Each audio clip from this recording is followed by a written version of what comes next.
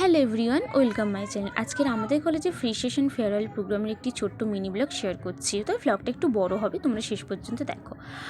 এটা হচ্ছে BT road, এটা ক্রস করে চলে এলাম কলেজে। আমাদের কলেজের নাম শারদাত্ত মেডিকেল কলেজ অ্যান্ড হসপিটাল। হসপিটালটা অনেকটাই বড়।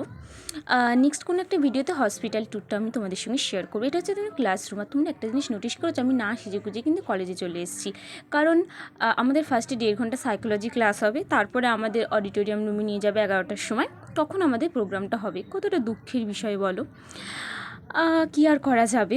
আর আমি এবারে রেডি হয়ে গেছি, দেখো আমাকে কেমন লাগছে দেখতে। তবে দুঃখের বিষয় কী জানো তো, আমার কাছে শাড়ি ছিল না, সবাই শাড়ি পরেছিল, আমি শুধু শাড়ি পরতে পারিনি।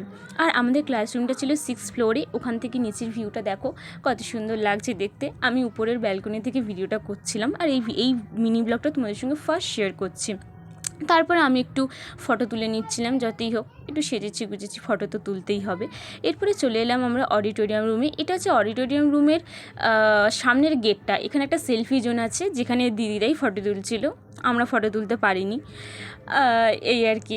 এরপরে আমরা চলে এলাম ভিতরে। অডিটোরিয়াম রুমের ভিতরটা দেখো, জাস্ট কত সুন্দর লাগছে দেখতে, ভিতরটা কত সুন্দর লাগছে। সাথে আমার একটা ফ্রেন্ড ছিল, তাকেও ক্যামেরার সামনে দেখিয়ে নিলাম।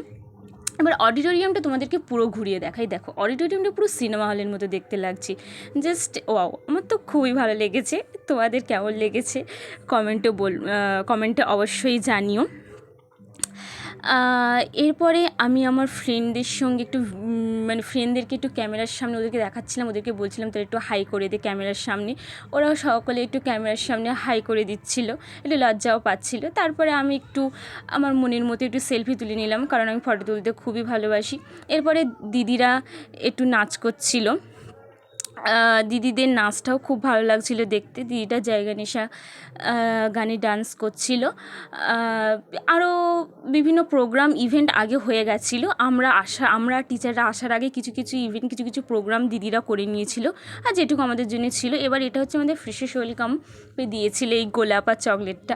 আমি একটু গোলাপটা নাকের কাছে একটু ফটো তুলে নিচ্ছিলাম।